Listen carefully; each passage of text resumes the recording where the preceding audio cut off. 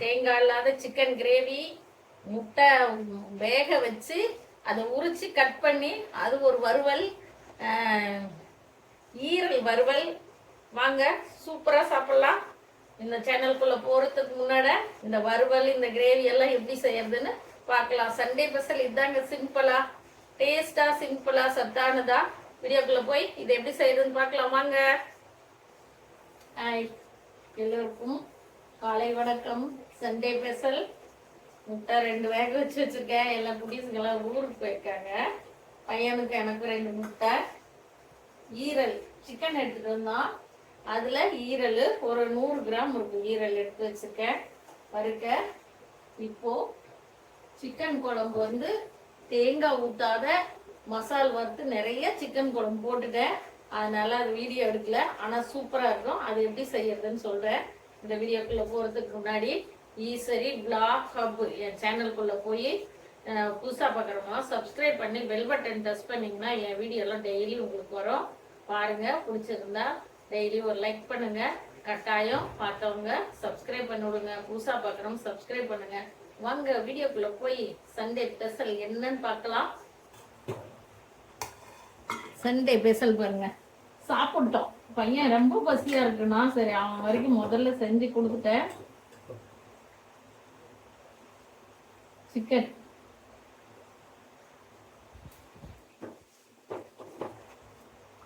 இது வந்து தேங்காய் இல்லாத சூப்பரா 1 வாரம் வச்சிருந்தா கூட கிடாதுங்க இந்த குழம்பு. இது எப்படி வைக்கிறதுனா, நல்லெண்ணெய் ஊற்றிக்கணும். நல்லா ஒரு 50 3/4 கிலோ சிக்கனு, ஒரு 50 நல்லெண்ணெய், 100 நல்லெண்ணெயே ஊற்றிட்டேன். ஏன்னா வெயில் அதிகமாக இருக்குது, அதனால் 100 நல்லெண்ணெய்.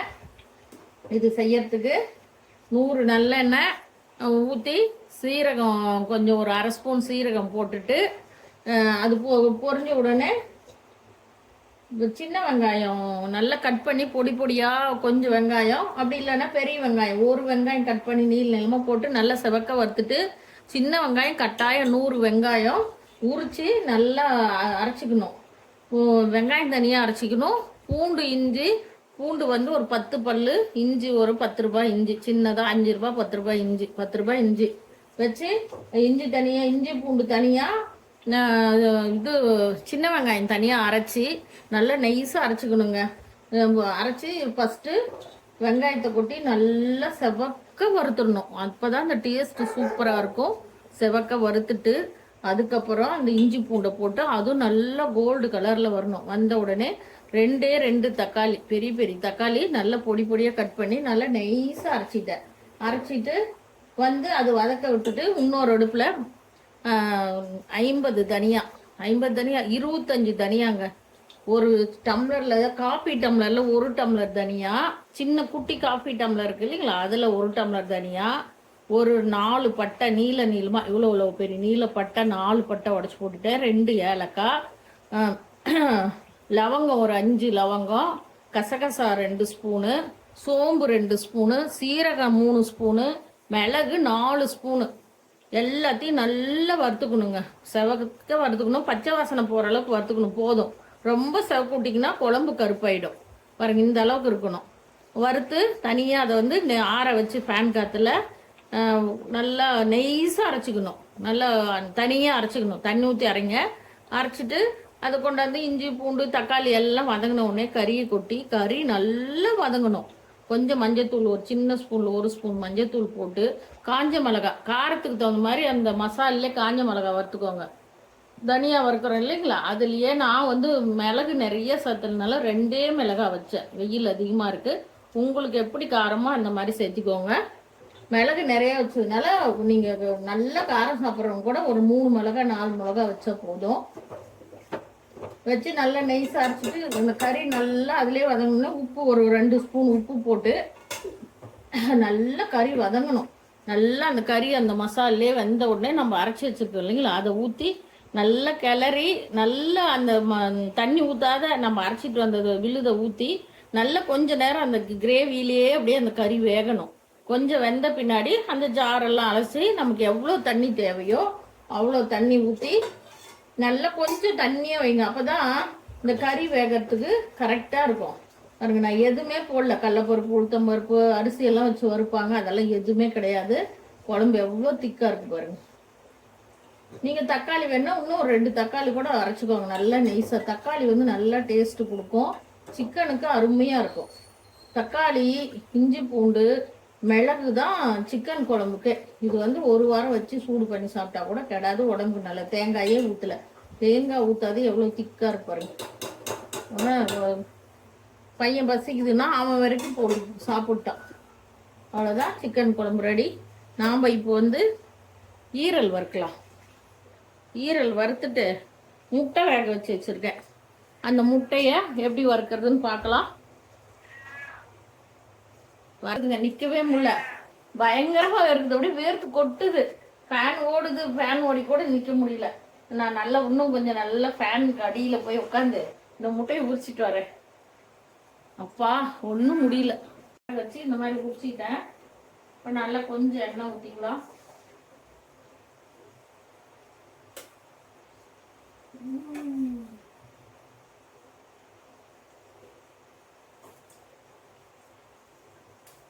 எண்ணெய் காய்ச்சி இப்போ மசாலா போட்டுக்கலாம்.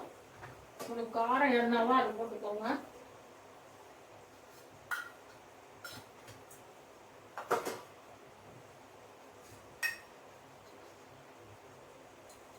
லைட்டாக மஞ்சத்தூள். மஞ்சத்தூள்லாம் நல்ல ஜீரண சக்தி. மஞ்சத்தூளை கொஞ்சம் போட்டுக்கோங்க. குட்டி ஸ்பூனில் ஒரு 1/4 ஸ்பூன் மஞ்சத்தூள். சால்ட்டு ஒரு குட்டி ஸ்பூனில் ஒரு சிட்டிக்கு 2 முட்டை. ஒரே ஒரு சிட்டியை போட்டுக்கோங்க. மிளகாத்தூள் உங்களுக்கு எவ்வளோ காரமோ அவ்வளோ வச்சுக்கோங்க. கொஞ்சமாக டேஸ்ட்டு கொஞ்சம் வைக்கிறேன். மிளகுத்தூளும் சீரகத்தூளும் வச்சுக்கலாம். டேஸ்ட் சூப்பராக இருக்கும். சீரகத்தூள் 1/4 ஸ்பூனு. இதோட எல்லாம் ஸ்பூனை காணும். எல்லா விருந்தாளிகளும் வந்துட்டு போய் எல்லாம் கச்சா முச்சான்னு இருக்கு. வீடு வந்து வைக்கவே சரியாது. எல்லாத்தையும் நல்லா கலக்கிக்கோங்க. என் குட்டீஸுங்களை விட்டு சாப்பிடவே மனசு இல்லை. சரி, அவங்க அப்பா தொட்டுக்க இல்லை இப்போ. சரி, இப்படியே மசாலா வச்சுக்கோங்க.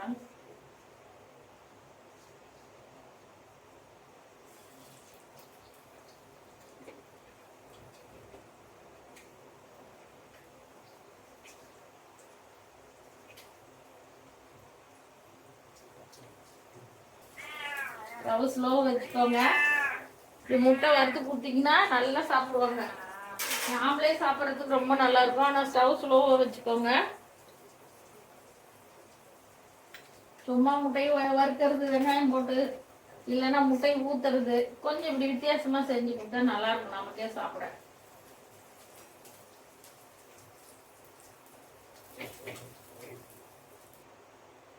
முட்டை வறுவல் ரெடி.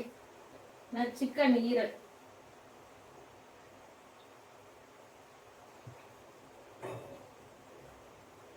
காப்பர் பாட்டம் தான், எண்ணெய் ஊற்றாதே செய்யலாம். இந்த இதெல்லாம் எண்ணெய் ஊற்றா செஞ்சால் நல்லா இருக்காது இல்லைங்களா?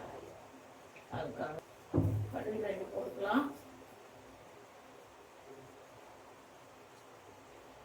லைட்டாக மஞ்சள்தூள் போட்டுக்கலாம். மஞ்சள்தூள் ரொம்ப ஜீரண சக்திங்க. சின்ன வெங்காயம் நைஸாக அரைச்சி வச்சுருக்கேன். அது ஒரு 2 ஸ்பூனு. இஞ்சி பூண்டு பேஸ்ட் 1 ஸ்பூனு. தண்ணியிலே வதக்கலாம்.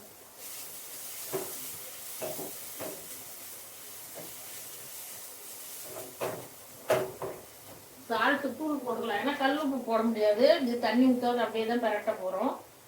சும்மா ஒரு 1/4 ஸ்பூனு. ஈரல் கொஞ்சமாக தான் இருக்குது. ஒரு 1/4 ஸ்பூனு.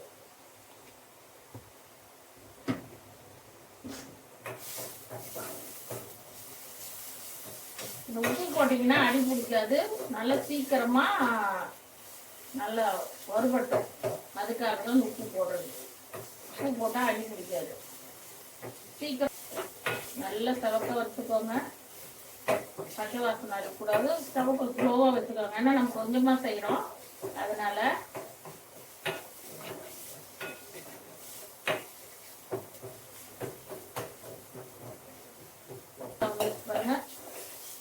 நல்லா இப்போ ஈரல் நல்லா கழுவி கட் பண்ணி வச்சிருக்கேன். ஒரு 100 ஈரல் இருக்கும்.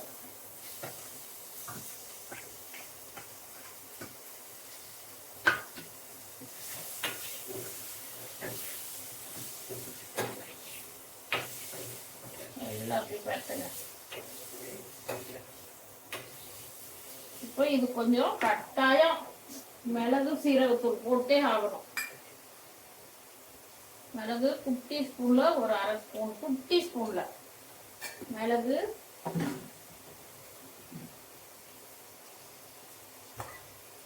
சீரகம் ஒரு குட்டி ஸ்பூன்ல ஒரு 1/2 ஸ்பூன். இதெல்லாம் உடம்புக்கு அவ்வளவு நல்லது. சீரகம் மிளகு ஜீரண சக்தி நல்லது.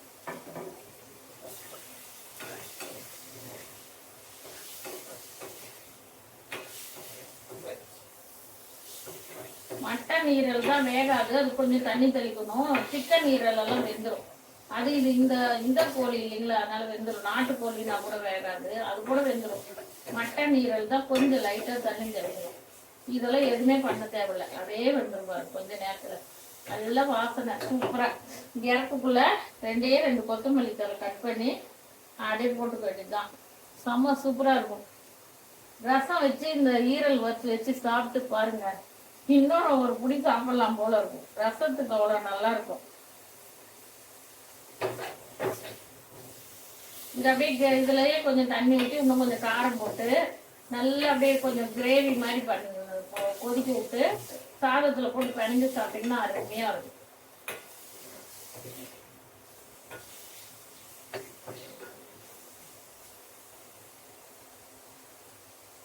இப்ப நான் சாதத்துக்கு தான் கொஞ்சம் வச்சு சாப்பிட போறேன்.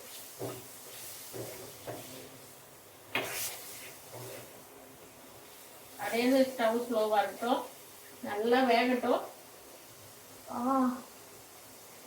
டேஸ்ட் பார்த்துலாம். எச்ச ஊறுது.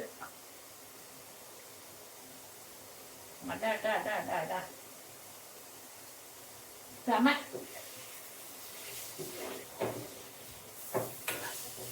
இதுலயே கொஞ்சம் தண்ணி ஊத்திட்டீங்கன்னா அப்படியே சாதத்துல போட்டு பிணைஞ்சு சாப்பிடலாம். சூப்பரா இருக்கு. எங்க பையன் சாப்பிட மாட்டாரு, அதனால இது கிரேவி அப்படியே வறுவல் தான். சாதம் போட்டு கொஞ்சம் சாப்பிடலாம். ஃபர்ஸ்ட் சாதம் சாப்பிடலாங்களா?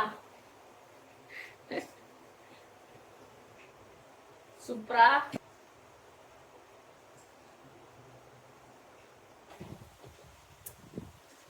சூப்பரா சாப்பிடலாம்.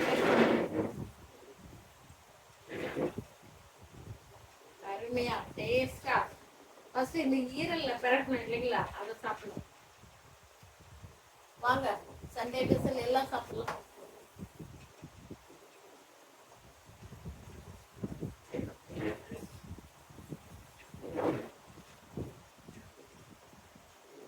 பக்கத்தி பக்கத்துல செம. ஈரல் வறுவல் தாங்க சூப்பர்.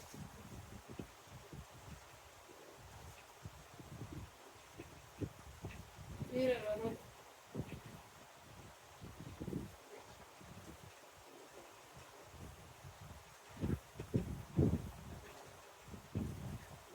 இதே போல சீரகத்தூள் மிளகுத்தூள் எல்லாம் போட்டு செய்து செம்ம சூப்பரா இருக்கு. எதிர்பார்த்ததை விட நல்லா இருக்கு.